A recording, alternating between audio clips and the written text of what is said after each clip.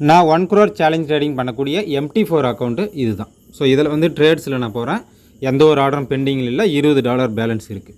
Trading steel 5/6/2026 நான் set பண்ணியிருக்கிறேன். So இதில் இந்த ப்ராஃபிட் வந்ததை விட்டுருவோம். இந்த EURUSDயில் நம்ம ஒரு $2.5 நம்ம லாஸ் புக் பண்ணியிருக்கோம்ல, இந்த ஆர்டர் நான் ஓப்பன் பண்ணுறேன். இது வந்து 20/5/2026 அன்னைக்கு நான் ஓப்பன் பண்ணியிருக்கிறேன். 5/6/2026 அன்றைக்கி வந்து க்ளோஸ் ஆகிருக்கு. As per strategy stop loss hit ஆகிருக்கு. இதில் ஏதாவது மாற்றம் இருக்கா? இல்லை. சரி, இப்போ நான் வந்து சார்ட்டுக்கு போகிறேன். இப்போ AUD கேடில் இருக்குது. EURUSDக்கு போயிடுவோம். EURUSDயில் 20ஆம் தேதி கரெக்டுங்களா?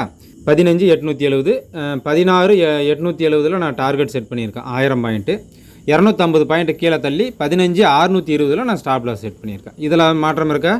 இதுலேயும் இல்லை. சரி, ஓகே. இப்போ நான் சார்ட்டில் போயிட்டு இங்கே வந்து பாருங்கள், ஆர்டர் ட்ரிகர் ஆனோடனே 2 ஹவர்லேயே வந்து பார்த்திங்கன்னா கிட்டத்தட்ட ஒரு 500-600 பாயிண்ட் வரைக்கும் போயிருக்கு அது. ஆனால் நம்மளுடைய டார்கெட் என்ன? 1000 பாயிண்ட்டு சரிங்களா? Stop loss 250 point. ஸோ நான் வெயிட் பண்ணிகிட்டே இருக்கிறேன். ஸோ ஆர்டர் ரன் ஆகிட்டே இருக்குது. 1 வாரம் 2 வாரம் கரெக்டாக ரன் ஆகிருக்கு சரிங்களா? ஸோ இந்த கேண்டிலோட ஹை வந்து பாருங்கள், இந்த கேண்டிலோட ஹை நான் வச்சுருக்கேன் பாருங்கள், 16,852 வரைக்கும் போயிருக்கு. ஆக்சுவலாக நம்மளுடைய டார்கெட் என்ன? 16,870 18 பாயிண்ட்டுக்கு கீழே வரைக்கும் வந்துட்டு, அதாவது நியர்பை டார்கெட் வரைக்கும் வந்துட்டு அகைன் வந்து பார்த்திங்கன்னா நேராக வந்து நம்மளுடைய ஸ்டாப் லாஸ் அதுக்கப்புறம் ஒரு 3 நாள் கழித்து 4 நாள் கழித்து நம்மளுடைய ஸ்டாப் லாஸை வந்து ஹிட் பண்ணிட்டான். அதாவது 982 பாயிண்ட் வரைக்கும் வந்தான். 1000 பாயிண்ட் வந்திருந்தால் நம்மளுடைய டார்கெட் ஹிட் ஆகிருக்கு. கரெக்டுங்களா? இதில் எதனா மாற்றம் இருக்கா? இல்லை.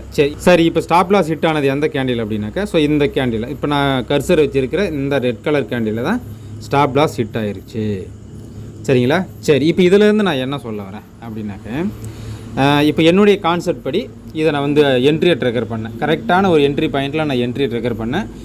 ஸ்டாப் லாஸ் ஆர்டரும் போட்டேன், டார்கெட் ஆர்டரும் போட்டேன். நான் வெயிட் பண்ணேன். எத்தனை மணி நேரம் ஆனாலும் சரி, இல்லை எத்தனை நாள் ஆனாலும் சரி, இல்லை எத்தனை வாரம் ஆனாலும் சரி, இல்லை எத்தனை மாதம் ஆனாலும் சரி, நான் டார்கெட்டுக்காக வெயிட் பண்ணுவேன். ஸ்டாப் லாஸ் ஆர்டரும் போட்டேன். ஒரே நிமிஷத்தில் ஸ்டாப் லாஸ் ஹிட் ஆனாலும் சரி, 1 மணி நேரத்தில் ஹிட் ஆனாலும் சரி, 1 நாள் ஹிட் ஆனாலும் சரி, 1 வாரத்தில் ஹிட் ஆனாலும் சரி, 1 மாதத்தில் ஹிட் ஆனாலும் சரி, நான் ஸ்டாப் லாஸுக்காக வெயிட் பண்ணுவேன். சரி, இப்போ உங்களுக்கு நான் என்ன இந்த மெசேஜ் நான் உங்களுக்கு சொல்ல வரேன் இதில் இருந்து அப்படின்னா, உங்களுக்குன்னு ஒரு கான்செப்டை, ஒரு ட்ரேடிங் மெத்தடை உருவாக்குங்க. அந்த மெத்தட் படி ஸ்டாப் லாஸ் ஆர்டரை கண்டிப்பாக ப்ளேஸ் பண்ணிவிடுங்க, டார்கெட் ஆர்டர் ப்ளேஸ் பண்ணிவிடுங்க. வெயிட் பண்ணி ஸ்டாப் லாஸோ இல்லை டார்கெட்டோ ஹிட் ஆகிற வரைக்கும் வெயிட் பண்ணி ப்ராஃபிட்டோ இல்லை லாஸோ புக் பண்ணுங்கள். ஸோ இது வந்து ஒரு பக்காவான ஒரு ட்ரேடிங் டிசிப்ளின்.